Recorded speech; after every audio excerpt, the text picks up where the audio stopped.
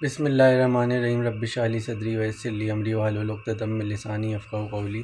تو بھائی آج کل بہت زیادہ سننے میں آ رہا ہے کہ یو ای انڈین ورکرز کی، انڈین لوگوں کی بہت تعریفیں کر رہے ہیں، ان کو رکھ رہے ہیں، پاکستانیوں کو نکال رہے ہیں، انڈیا کے پریزیڈنٹ کو پپیاں کر رہے ہیں، پتہ نہیں کیا کیا کر رہا ہے یو ای۔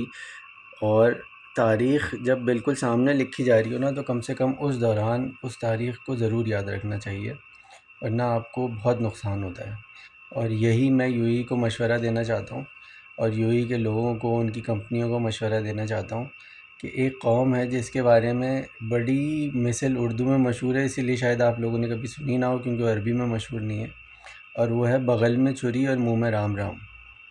اور یہ صرف ایسا نہیں ہے کہ یہ مثل ہے، یہ ہمارے پڑوس میں، پاکستان کے پڑوس میں ایران کے ساتھ یہ لوگ کر چکے ہیں۔ آج سے کئی سال پہلے ایران نے پینگیں بڑھانی شروع کیں انڈیا کے ساتھ، ان سے جا کے گلے مل رہے ہیں، ان کو دوست کہہ رہے ہیں، آئرن کلیڈ برادر بنا رہے ہیں، ان کو ہم برابر میں پڑوس میں پورٹ کی جگہ دے رہے ہیں، وہاں پہ ان کے موساد کے را کے ایجنٹس کو فٹ کر رہے ہیں، وہ پاکستان میں کلبھوشن بھیج رہے ہیں، وہ گوادر پورٹ کو توڑنے کے لیے چابہار سے راستہ بنا رہے ہیں، وہ اگر افغانستان ہم سے ناراض ہوتا ہے تو اس کو راستہ دے رہے ہیں۔ یہ ساری چیزیں انہوں نے انڈیا کے ساتھ مل کے کیں، اور انڈیا کو باقاعدہ وہاں فیسیلیٹیٹ کر کے ان کے ایجنٹس کو رکوایا، ان کے وہاں ہیڈ کوارٹرز بنوائے، وہاں سے بلوچستان میں انسرجنسی کروائی، اور ان کے ساتھ ڈیفنس پیکٹس کیے اور دوستیاں بڑھائیں۔ اور نتیجہ کیا نکلا؟ پہلی جنگ کے اندر ساری کی ساری ٹاپ لیڈرشپ کی پن لوکیشن انہی بغل میں چھری اور منہ میں رام رام والے لوگوں نے اسرائیل کو دے دیں، اور اس سے پہلے تک وہ ان کے جگری دوست ہیں۔ اور اس کے بعد کیا ہوا؟ پہلے حلے میں ایک پوری لیڈرشپ ایران کی نکل گئی، دوسرے حلے میں دوسری لیڈرشپ نکل گئی۔ اب اس کے بعد آپ انہیں گلوریفائی کرتے رہیں، فلاں کرتے رہیں کہ بھائی وہ بڑے عظیم لوگ تھے، وہ شہید ہو گئے اور فلاں ہو گیا۔ بھائی لیکن ان عظیم لوگوں کی لوکیشن انہی عظیم لوگوں کی غلطیوں کی وجہ سے ہی تو گئی۔ اب یو اے ای کے بار وہی سیم سین ہے۔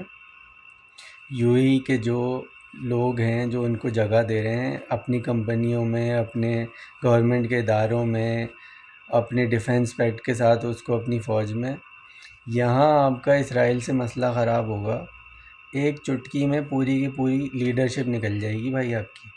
یہ ایسے لوگ خبیث لوگ ہوتے ہیں، یہ آ کے جب بیٹھتے ہیں آپ کے ادارے میں، وہ ادارہ کچھ دیر میں انڈینائز ہو جاتا ہے۔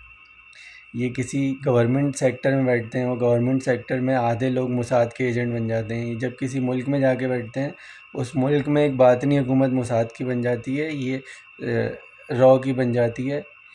یہ ہمارے پڑوسی ملک ایران سے ثابت ہو چکا ہے۔ اب انہیں یہ سمجھ میں ہی نہیں آ رہا کہ ان کے اندر کتنے لوگ ایسے ہیں جو کہ بیسکلی را اور را کے تھرو موساد کے ایجنٹ ہیں۔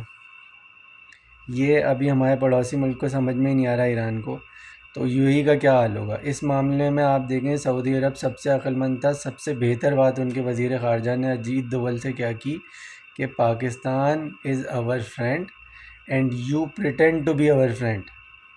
اور اجیت دوول جو اپنا کتے جیسا منہ لے کے وہ واپس سعودی عرب سے انڈیا آ گئے، ان کو پتہ چل گیا کہ ان کے سامنے ہماری اصلیت کھل چکی ہے۔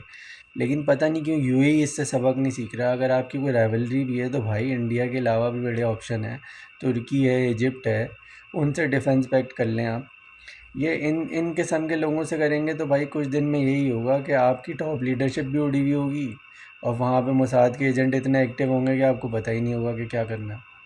تو یو اے ای کو مشورہ یہ ہے کہ یہ ایران والی غلطی نہ کرے، ورنہ ایران والا اشر اس کا ہو سکتا ہے۔